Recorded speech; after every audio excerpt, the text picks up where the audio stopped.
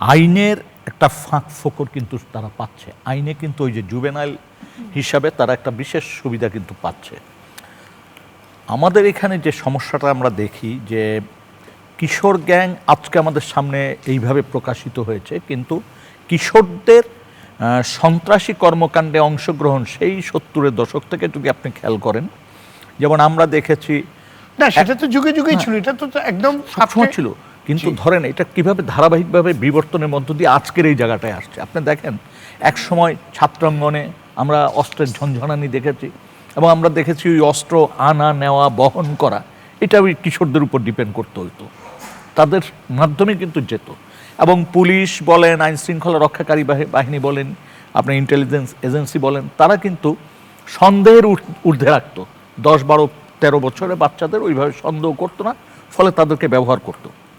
এরপরে আমরা কি দেখলাম, এই বড় ভাইরা এই কিশোর গ্যাংদের দিয়ে হত্যাকাণ্ড, চাঁদাবাজি, অস্ত্র প্রদর্শন এই কাজগুলি করলো। এবং এইটা করতে করতে এখন যে জায়গাটায় চলে আসছে সেটা হচ্ছে বড় ভাইয়েরা এখন খুব কমই অস্ত্র বহন করে, খুব কমই দাঙ্গা হাঙ্গামায় যুক্ত হয়। এখন এই কিশোরদের যে বিভিন্ন গ্যাং বিভিন্ন জায়গায় গড়ে উঠেছে, এদেরকে ব্যবহার করছে। এবং এই ব্যবহার করার সুযোগটা সবচেয়ে বেশি হওয়ার কারণ হচ্ছে আমাদের কিশোরদের সামনে তো আমরা কোনো স্বপ্ন দেখাতে পারছি না। মনে কিছু করবেন না, 60-এর দশক 70-এর দশক এই দেশে যত লাইব্রেরি ছিল, যত ক্লাব কালচার ছিল, যত খেলার মাঠ ছিল, যত ধরনের পাড়া মহল্লায় নানান কম্পিটিশন হতো, খেলাধুলায়, বই পড়ায়, নানানভাবে। এমনকি আপনি খেয়াল করবেন এখন দাবার প্রতিযোগিতা কিন্তু দেখা যায় না, কোথাও আগে কিন্তু খুব কমন ছিল, পাড়ায় পাড়ায় মহল্লায় কিন্তু এমনকি আপনি দেখেন ব্যাডমিন্টনের যে প্রতিযোগিতা এবং যে খেলাধুলা আমরা গত 5 বছর 7 বছর আগেও দেখেছি, এখন সেটাও নেই। মানে এটা ক্রমান্বয়ে বিলুপ্তির পথে। ফলে এই যে কিশোর বলেন বা যুবক বলেন, আমি যুবক বাদই দিলাম, কিশোরদের সামনে কি আছে? কিশোরদের সামনে আছে ওই যেটা মূল ব্যাপার, যে হিরোজম যদি দেখানো যায়, সমাজে সালাম পাওয়া যায়, এটা অস্বীকার করার উপায় নেই।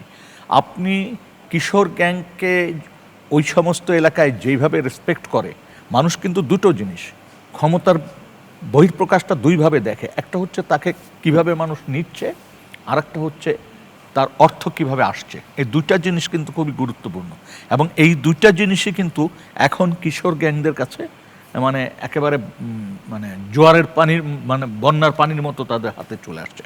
আপনি যদি দেখেন সাম্প্রতিককালে যতগুলি হত্যাকাণ্ড সংগঠিত হয়েছে, তার ভিতরে একটা বড় অংশ হত্যাকাণ্ডে আপনি চিটাগাং বলেন, ঢাকা বলেন, খুলনা বলেন, যেখানে বলেন, দেখবেন যে কিশোর যাদের বয়স 17-র নিচে, তাদের অংশগ্রহণের ভিতর দিয়েই হচ্ছে।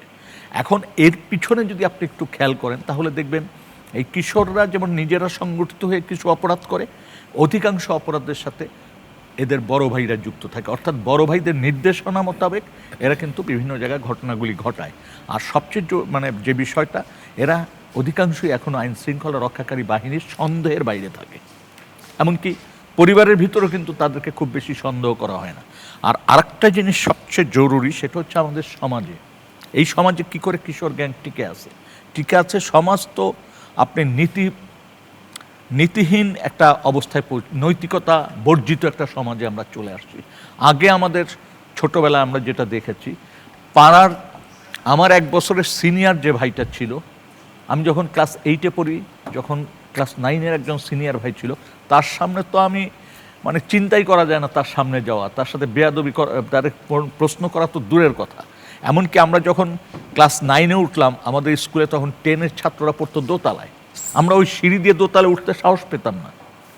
এই জায়গা থেকে কিন্তু আমরা চলে গেছি। আর একটা জিনিস হচ্ছে, আগে দেখেন কিশোর বয়সে আমাদেরকে পিতামাতার একটা শিক্ষা দিতেন বা নিয়ন্ত্রণ করতেন, যেভাবেই আমরা বলি নিয়ন্ত্রণ বলি বা শিক্ষার কথা বলি, সন্ধ্যার মাগরিবের আজানের আগে বাসায় ফিরতে হতো। এটা একদম নরমাল, মানে আমার মনে হয় না মানে সব পরিবার আছে যে পরিবার এটা মেইনটেইন করতো না, মানে আজান পড়াটা হলো একটা বেল। হ্যাঁ, আরেকটা জিনিস শেষ হওয়ার আগেই বাসায় ঢুকতো। আরেকটা জিনিস দেখেন, আমাদের সমাজে আরেকটা জিনিস ছিল যেটা এখন অনুপস্থিত, সেটা হচ্ছে খালাতো ভাই, মামাতো ভাই, চাচতো ভাই গ্রাম থেকে এসে ঢাকা শহরে উঠতো, পড়াশোনা একসাথে করতো, একে অপরের সাথে মত বিনিময় করতো, সৌহার্দ্যপূর্ণ সম্পর্ক ছিল, এবং এইটাই তারা এনজয় করতো।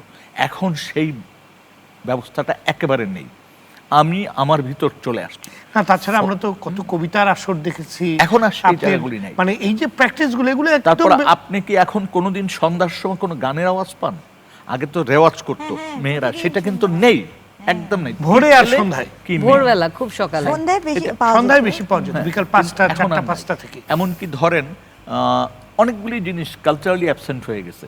যেমন আমরা কিছু গাছ দেখতাম, যে সমস্ত বাসায় লেখাপড়া করতো ছেলে মেয়েরা, তারা জবা ফুলের গাছ লাগাতো, সেটা কিন্তু অনুপস্থিত হয়ে গেছে। জবা ফুলও কিন্তু আমরা এখন দেখি জবা না। ফুলের জীবনী পড়ার জন্য সুবিধা হতো। হ্যাঁ, ওই যে আমাদের বায়োলজিতে ওই যে Exactly, হ্যাঁ, piloting হতো, কাটাছেড়া হ্যাঁ, করতে হতো, এবং মানে জবা ফুলটা একরকম প্রতীক হিসাবে দাঁড়ায় গেছিল, মানে প্রত্যেকের বাড়ির সামনেই হ্যাঁ। থাকতো একটা। এই জায়গাগুলি কিন্তু আমরা মিস করছি, এবং ফলে এই কিশোররা শিশুদেরকে কি বলবো শিক্ষা দিচ্ছে দেখেন, এবং শিশুরাও কিন্তু এই কিশোরদের আক্রমণের শিকার হচ্ছে, হচ্ছে লালসার শিকার হচ্ছে। ফলে সমাজে, পরিবারের ভিতরে যে নৈতিকতার অনুপস্থিতি, এটা একটা বড় ধরনের সমস্যা হিসাবে আমাদের সামনে আসছে, যার জন্য প্রতিদিন আমরা দেখছি নানা আমরা রকম- অ্যাড্রেস করছি কিনা এটা কিন্তু খুব গুরুত্বপূর্ণ।